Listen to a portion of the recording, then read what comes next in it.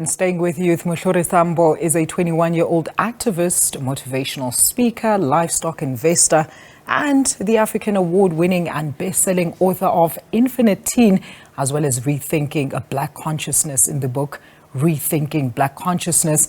Muhluri Sambo argues against the neoliberal democracy that has maintained the economic patterns of colonialism and the apartheid system, by of course benefiting the minority while subjugating and further oppressing the Africans. Well, let's discuss this further with the author himself, Mr. Muhluri Sambo. Muhluri, thank you so much for joining us. A young man of many hats. Thank you so much for joining us. Now, in your book, Rethinking Black Consciousness, do you think Black consciousness is still relevant with today's youth? And also, why do you think it's still relevant in today's South Africa? Thank you for having me. So, Rethinking Black Consciousness, as a consciousness book that has been written in a revised manner of the present and modern times, is a very relevant book because right now, more than anything, is a time whereby young people need to self-determine, right? So we've been through so much in terms of the oppressions of the past, and right now we have what is called an identity crisis, inferiority complexes, and so much more. And in Rethinking Black Consciousness, I argue that there are five instruments that are maintaining the mental imprisonment of the young people of South Africa right now today. And they are media oppression, mass education oppression, religious oppression, political oppression, and alcohol. So it's a very relevant material in order to self-determine and determine who we are as an identity of our own choice. Muhluri, speaking of those misconceptions, I mean, what do you think is one of the biggest misconceptions around Youth Day, particularly this year and in the past 5 years? Right. So I'll go into like the health factor of alcoholism. So right now, generally we are told to celebrate Youth Day, but if we are to be honest, what is it that we actually have to celebrate? The high unemployment of youth, our sisters are not safe anymore, the high income inequalities. So there's actually really not much to celebrate. However, because of things like alcoholism, right? So the youth of South Africa right now are high alcoholics, and it's a saddening fact that 5 billion liters of alcohol are consumed in South Africa. Half of the youth in South Africa are alcoholics. So what leaders are actually being produced? These are some of the conversations that need to start being raised. So instead of just celebrating what we actually have nothing to celebrate for, Youth Day should actually be a platform where young people are given the platform to now speak up. Young people do not have a voice, and they should be given the opportunity to speak up about all the problems and challenges that they are going through and the ways in which they believe can be better addressed in order to help them. But Muhluri, when you say that they don't have the platform to voice, to bring about their voices, look, we're going to elections next year, and we've seen quite a decline in youth participation in elections, with only 30%, of course, of eligible young people participating in the last year's elections or last elections. How do we then get those South African youth to exercise their right to vote? Because this is something that is enshrined in the Constitution. They do have access to vote. Why aren't they making their voices heard through making those decisions? And that's a really interesting question. And I think one of the issues that we actually look at is the fact the moralization. So when you keep voting and each and every leader comes in and they keep making promises but do not bring about any changes, this can actually demoralize you to a point whereby actually you do not see the need to vote. So the youth of today, again, right, never minding the political structures, the youth of today, again, are, I would say, as focused towards the struggle. So there are many distractions. If you look at social media oppressions and so many other things, you look at, for example, one of the arguments that was made earlier about TikTok, the algorithms of TikToks and so much, they don't really align young people into educational material and educational content. So instead of progressive thinking, we are now thinking on terms of backwards entertainment and so much negative content, right? So we do not have a highly active, or rather a highly critical production of youth. So many of them are not really engaging in terms of politics, in terms of economics, or anything progressive. So those are some of the challenges I believe we are experiencing. And why do you think that is, Muhluri? Because, I mean, as you've just mentioned, young people are often characterized as being politically apathetic, they are lazy, and are just engaged in general unrest. How important is it then to understand and support young people in this regard? I mean, what kind of resources could young people be looking for in order for them to know that they do have access to government structures, they do have access to their communal structures in order to try and, of course, bring about the change that they're seeking in their own communities? Right. So I'll use one of the chapters in Rethinking Black Consciousness to address that point. Mm-hmm. So if you look at the chapter of the miseducational oppression, right?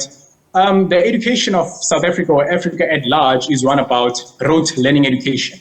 It's an education whereby young people are taught to memorize and regurgitate facts in exams. Mm-hmm. So it's not an education that produces leaders, but it's an education that produces followers. So the problem that we have now is that we have, a maximum number of followers and very few leaders in South Africa, right? Or rather youth leaders. Mm-hmm. So what the problem with that is they are not focused on industrializing or even rather changing the socioeconomic factors or anything like that. Hence, you find that it's only few young people, I'm also privileged to be a part of them, who actually search deep enough to find knowledge, wisdom, or whatever it is to change our own lives. And so with the miseducation, it becomes a problem because many young people are programmed and taught to become followers and not to industrialize. So then when they enter the market, or rather while studying, they don't study to become employers or to create jobs. They are just studying to just, find employment or something like that. So they don't think beyond the point of followership. And that is one of the biggest problems that we have right now in South Africa.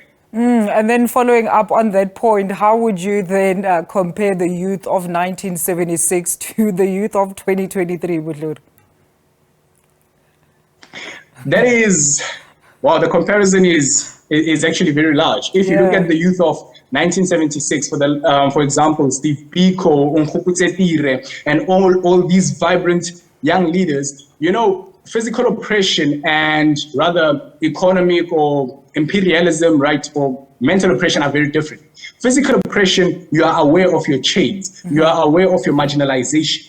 So right now, a lot of young people, because of the systemic oppression, are not aware of that. So they're rather a bit more subtle and complacent regarding what's happening. So with the youth of 1976 realizing everything that was happening, they realized that if they do not stand up, nothing will change. So right now, I just believe that there's a comfort in the sense of with the oppressive tactics that are happening. A lot of youth are comfortable. They are not really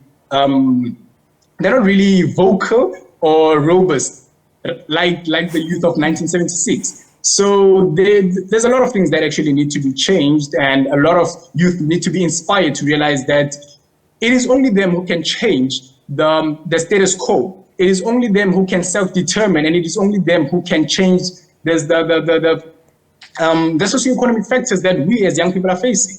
And just to wrap up very quickly, Muhluri, I mean, how are you then conscientizing other youth like yourself to try and move the same direction that you're moving? Because we can see you're very aware, you're participating in all social and political matters.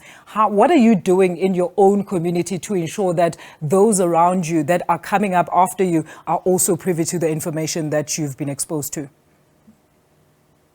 So I do a lot of things. So number one, as you've mentioned, I've written books. So with these books, it's youth address books that are covering topics that are neglected amongst the youth, right? And I was born in a village named Gijamandeni Village. So what I've tried to do in Gijamandeni Village is I've tried to build a mini library in order to stack up on books and so much in order for the students there to have access to information that, right, for example, books which we have to buy at exclusive books and many other platforms, and they do not have access to. Mm-hmm. So I've tried to do that, and I've also given a lot of motivational and public talks where I teach about let me just introduce the new title, Infinite Life, about the infinite life way of living, about self-determination, and about a way of designing who you are. Because as much as, yes, there may be a lot of oppression and a lot of negative things, I feel we should agree that we are privileged as young people. There are many resource platforms. There are many platforms. There's YouTube. There's, which have knowledge, wisdom, or to also start your own path via vlogs or talks or whatever. So I also try and teach a lot of young people to use the resources that we have in an appropriate manner and not to abuse them for negative things. Because we can all agree that a lot of young people are using social media for the wrong things. And there are actually many opportunities on social media. As a university student, once again, at the University of Johannesburg, as much as our educational system may not be really progressive, I believe that we can all agree that all universities in South Africa have international standard libraries. All these libraries have internationally accredited books. So if a young person really wants to learn about something, they can hit the library.